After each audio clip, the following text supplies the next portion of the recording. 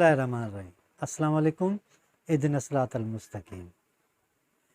सिखण जे मरहले लाइ हिकिड़ो अहम शयूं आहिनि जेके तव्हांखे यकीनन उन्हनि ते अमल करणु घुरिजे। दुनिया में को बि माण्हू जेकॾहिं तव्हांखे को किताबु पढ़ी ॾिए ऐं तव्हांखे चए हाणे तव्हां उन किताब वारियूं ॻाल्हियूं ई ॿुधायो त तव्हां तक़रीबन उहे ॻाल्हियूं कोन ॿुधाए सघंदव। सिर्फ़ु किताबु पढ़ण सां ऐं तव्हां उन ते जेकॾहिं अमल न कंदव त तव्हां कंहिंखे मोटिवेट बि नथा करे सघो, न ख़ुदि खे न कंहिं ॿिए माण्हुनि खे। इहा शइ लाज़िम हूंदी आहे सिखण जे लाइ त तव्हां उन्हीअ में प्रैक्टिकली इन थी वञो, यानी उन्हीअ ते अमल कयो। केतिरा ई अहिड़ा मिसाल आहिनि जेके इहे वाज़े कनि था त माण्हुनि खे जेकॾहिं मौक़ो मिले त उहा शइ सिखणु घुरिजे। दुनिया में ॾुखीअ में ॾुखी शइ इहा आहे जो माण्हू पंहिंजो पाण खां पुछे त मां केरु आहियां। मिसाल, जेकॾहिं कंहिं माण्हू खां पुछियो वञे त मां केरु आहियां, मां उस्तादु आहियां, यानी मुंहिंजो कमु पढ़ाइणु आहे। मां केरु आहियां, मां कारपेंटर आहियां, या मां पेंटर आहियां, या मां पोएट आहियां, मां राइटर आहियां, यानी हुननि जी उहा सुञाणप थी वेंदी आहे ऐं उन खां पोइ हू पंहिंजो रस्तो ॻोल्हे वठंदा आहिनि ऐं मंज़िल ते पहुचंदा आहिनि। मंज़िल ते पहुचण जो बहितरीनु तरीक़ो इहो आहे त तव्हां में मुस्तक़िल मिज़ाजी हुजे ऐं उन ई कम खे लाॻीतो कंदा अचो, तव्हां मंज़िल ताईं पहुची वेंदव। अक्सर करे उहे माण्हू ई दावूं कंदा आहिनि जेके कम जी शुरूआति त कंदा आहिनि पर उन शुरूआति खे उन ई पीक ते पहुचाए न आहिनि सघंदा। जॾहिं बि तव्हांखे सिखण जो मौक़ो मिले त लाज़मी तौर ते सिखो। हर उहा शइ सिखो जेका तव्हांजी ज़िंदगीअ जे लाइ अहम आहे। जेकॾहिं तव्हां कंहिं फील्ड में आहियो, कंहिं जॻह ते कमु करे रहिया आहियो त उन ई में माहिर थियण जे लाइ इहो लाज़िम आहे त उन जा जेके टर्म्स आहिनि, उन जूं जेके कंडीशन्स आहिनि, उन जा जेके शर्त ऐं ज़वाबित आहिनि, उन्हनि समूरनि ते गौर कयो ऐं उहे सिखण जी कोशिशि कयो।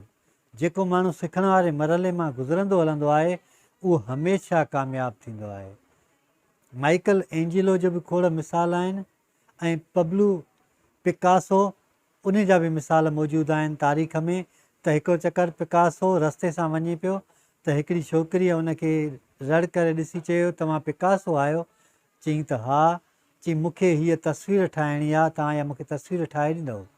त पिकासो हेॾे होॾे ॾिठो त हुनखे का शइ ॾिसण में कान पई अचे त हुन हिकिड़ो पनो हुओ पियो गलीअ में, घिटीअ में, हिन उहो पनो खणी ऐं हुन तकड़ में 2 मिंटनि में हिकु तस्वीर ठाहे ॾिनी। चईं मां तोखे किरोड़नि जी मालियत जी तस्वीर ठाहे ॾिनी आहे। त छोकिरी खिली।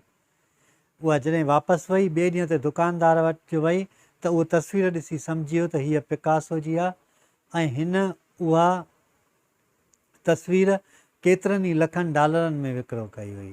जॾहिं विकिरो करे वापसि उहा छोकिरी पिकासो वटि आई, जॾहिं हू हिकिड़ी महफ़िल में मौजूदु हुयो, चयईं त मां बि इहा शइ सिखणु चाहियां थी ऐं मां बि पैसा कमाइणु चाहियां थी। त पिकासो टहक ॾेई चयसि त इहा तस्वीर ठाहिण में मूंखे अलाए केतिरा ई साल लॻा, 20 साल लॻा, 25 साल लॻा आहिनि ऐं उन खां पोइ मां प्रैक्टिस करे हिते पहुतो आहियां। ईअं ई खोड़ ॿिया बि मिसाल आहिनि।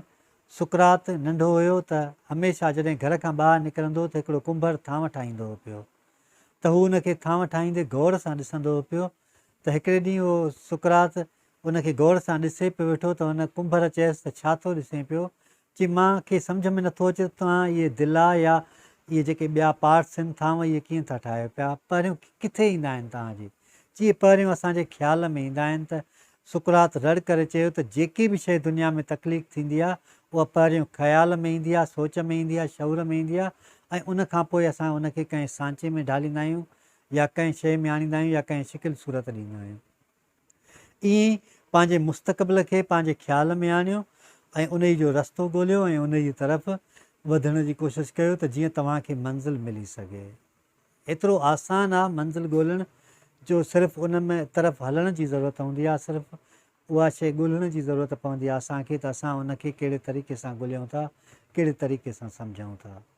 केतिरा ई माण्हू अहिड़ा आहिनि जिन खे राह में पथर ईंदा आहिनि त हू उन्हनि सां या त रस्तो मटाईंदा आहिनि या पथर खणण जी कोशिशि कंदा आहिनि, पर केतिरा अहिड़ा आहिनि उनखे बुर्ज ठाहे ऐं ब्रिज खां ई उहो क्रॉस करे अॻिते पंहिंजी मंज़िल जे तरफ़ वधंदा आहिनि। केतिरा ई माण्हू तव्हांखे टोक ऐं ठठोल कंदा आहिनि पर हू पंहिंजे गुस्से खे एनर्जीअ में तब्दील करे ऐं हू उन ई तरफ़ अॻिते वधंदा आहिनि ऐं पंहिंजी मंज़िल ते पहुचंदा आहिनि। केतिरा ई माण्हू तव्हांखे रोकींदा आहिनि पर उन रोक या ठठोल या टोक खां हटी करे माण्हू अॻिते वधंदो आहे ऐं पंहिंजी मंज़िल ते पहुचंदो आहे। दुनिया जो को बि माण्हू तव्हांखे ॿांह खां वठी कंहिं जॻह ताईं नथो पहुचाए सघे।